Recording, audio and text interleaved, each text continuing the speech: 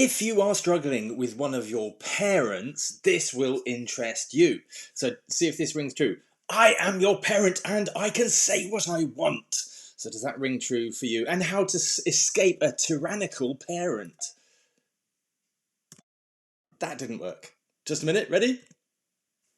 Hi, I'm Will Perry and I help make the complex psychological concepts simple. But it's more than understanding. We need to put them into action. It's so important. Most people miss that. I'm not clinically trained, but I've been an executive coach since 2001. I worked at the BBC there and I was head of action learning, which is a group coaching process, which I love. But for the last 13 years, I've been focused on this one thing. Why do we get stuck so much? And what's it got to do with that shadow side? So how I help people, literally one-to-one, 90-day program, which is awesome. One to a few on the action learning groups, or one to many on the online program. But there's so much here for free, a free program, free content. Find out more, get involved, links are around here, subscribe. But here is the video of the day.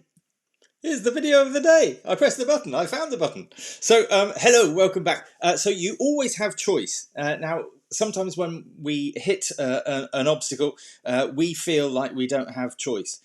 We can't go through, our way is blocked, therefore we don't have choice. And this might seem a common sense thing to you. It's like, oh yeah, we always have choice. You know, we can go around another way, or we can go back, or we can just stop, stay here. And that each of these is a choice. A choice to feel stuck is a choice. Oh, phone, turn that off in case that beeps. We all have choice, but what I'm dealing with some clients at the minute is that I don't like the word client. Interesting. Clients makes it seems so financial or fiscal. Anyway. I've been having this helping a couple of different clients with this at the minute about their parent, because what happens is that we grow. Something I prepared earlier. So we grow. So this is kind of us in this situation here. As children, we grow up in this environment, and this is where we get low self-esteem from, you know, our childhood environment, and this is where we learn it. Self-esteem isn't real. It's a kind of phrase that we understand many things. A sensitivity to negative emotions about yourself. You might see it more clearly as that once you know. But self-esteem, I think a lot of us understand self-esteem is different from confidence and ability to do something external. Self-esteem about how I feel about myself.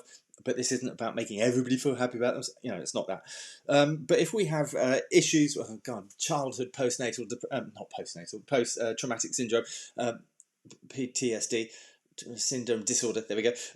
You know, that comes from childhood, from an experience of childhood, from something from childhood, and it can be either a trauma, or just an overall experience, like living with an alcoholic, or treading on eggshells because of this dominance and control and manipulation in their household. You learn to be perhaps subservient, or particularly appease everybody, please everybody, a people pleaser.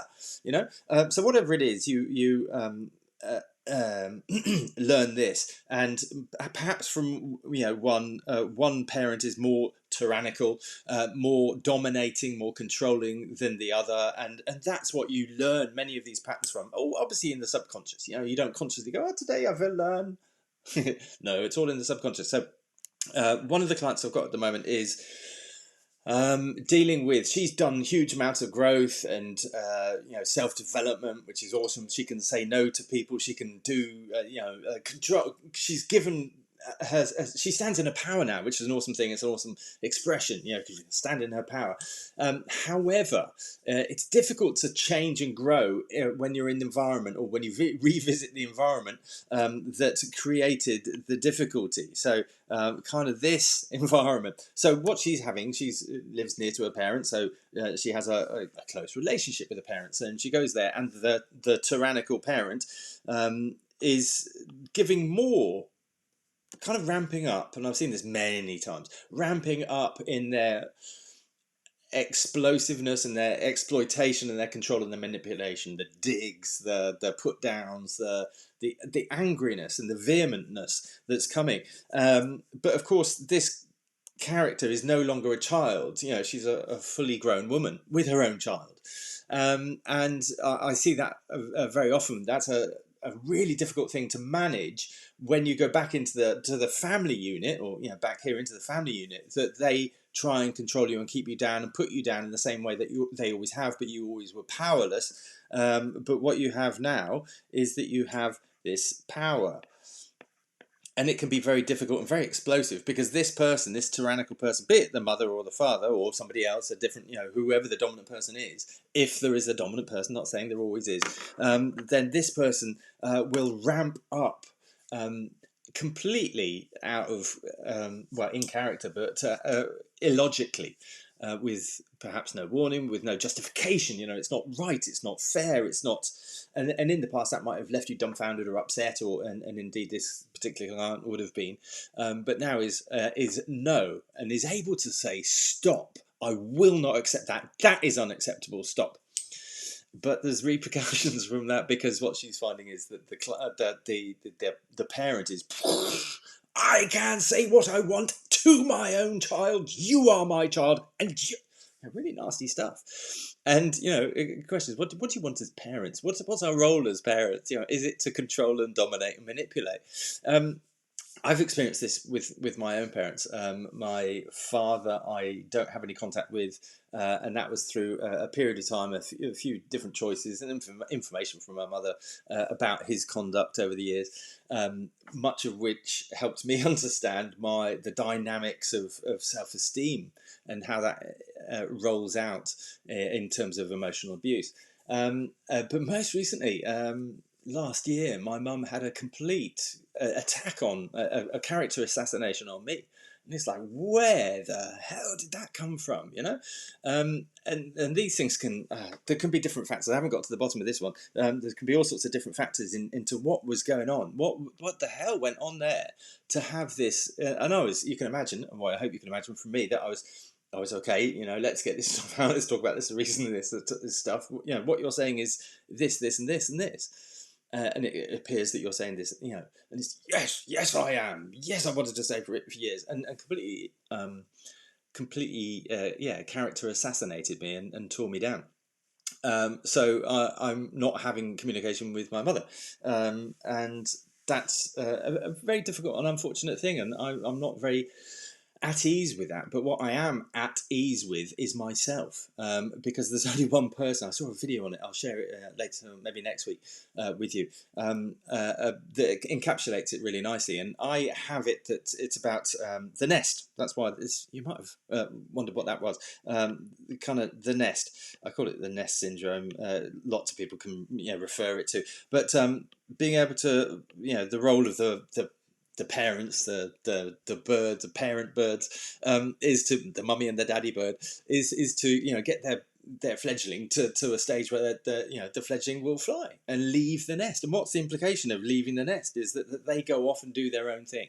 Not that they come back and get told off and told that they're worthless and told that they're not good enough, or told that they're this or that, or name calling, or none of that.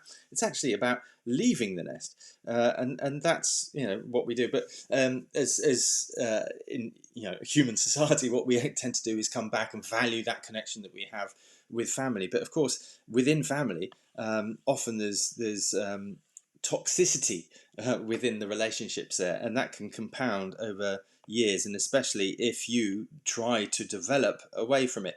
The next video I'm going to do is going to go into this in more detail, but it's a really, really difficult thing, and we don't feel we have choices.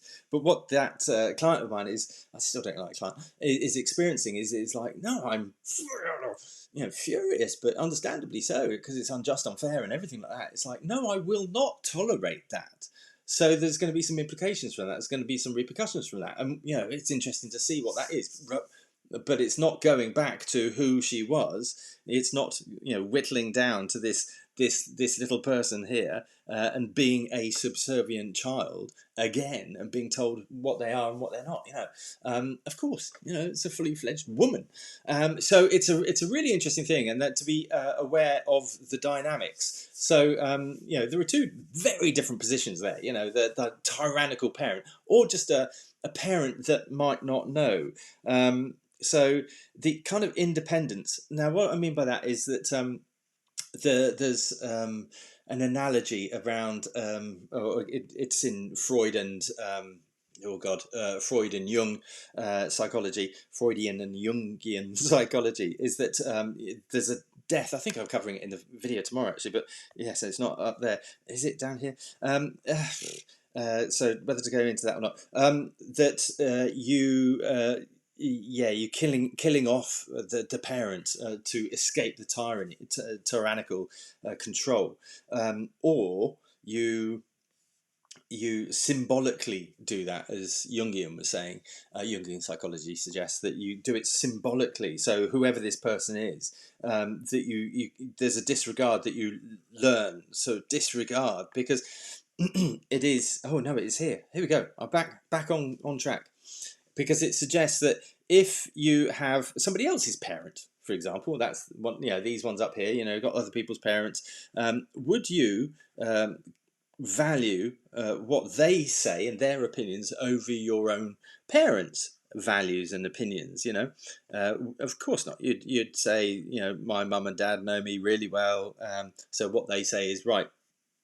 Yet the psychology suggests that actually they're no different from these people, because these people's parents, stick with this, these people's parents have the same situation, and why should they value your parents? Why should their children's, so number two, why should their children value your parents' opinion? They shouldn't, of course. But what's to say they're so different? Whether it's I hope this isn't getting too complicated, whether it's parent 2 or parent 1, what's so different between them, other than you're their child, their offspring? What's the difference between them? They're roughly the same age. They're the similar structure, social structure, and everything like that. So social status. What's the difference? There isn't really any difference. So when you get to a stage where you're an adult as well, you start to see that there's little difference between the two, and perhaps they're number two's opinion over here, it can be wrong, it can not suit you. Equally, number one, your parents' opinions can be wrong. So when you go to your parents and advice, you might find out that actually they know little about what you're talking about or asking about. And it's at that stage that you perhaps have outgrown the nest, and you fly on your own. Yet we're tied in this. For some people, it's a very independent thing. It's a very easy transition, and it's a supportive environment. For others, it's not.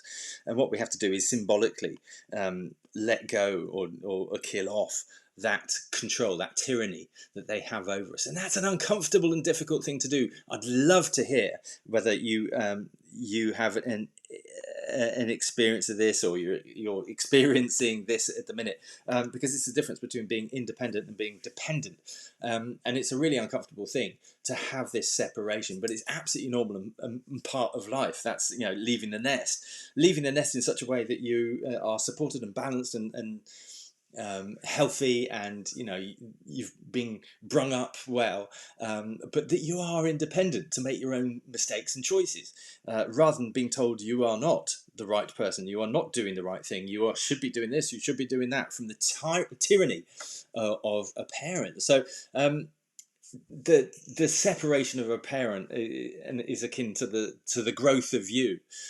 Yet they might push back with aggression. They might push back and not like it, if they are tyrannical, if they have that control and that power and that manipulation over you. So my invitation to you is to grow, fly away. It's perfectly natural. It's what living is about. It's what growth is about. Don't be held back by others, and especially if they're your parents. Respect. I'm not saying that. I'm not saying disrespect your parents. This is something different. I hope you can see that. But don't be held back by anyone, least of all your parents. It is a difficult path to independence. It is a difficult path, and you might get things wrong, and sometimes your parents will be there to support you, and that's a wonderful thing. But if they're not, if they're there to criticize you and judge you and mock you and put you down, that is not all right, and that should not happen. And it's not helpful. Whether it happens or whether it's by the by, it's my opinion as whether it should or it shouldn't is by the by. But it's not helpful if that happens. So my invitation to you is grow. And it is a difficult path. But I hope that makes sense to you. I'd love to hear your views on this, whether you're experiencing this at the minute, whether you've experienced it and maybe grown, or whether you're stuck in the nest still and struggling with it because it's an uncomfortable place to be as you grow. Many thanks. Speak to you soon. Do get in contact with all the different ways you can get in contact with me, like, comment, subscribe, get involved in the conversation. Many thanks. Speak to you soon. Bye-bye.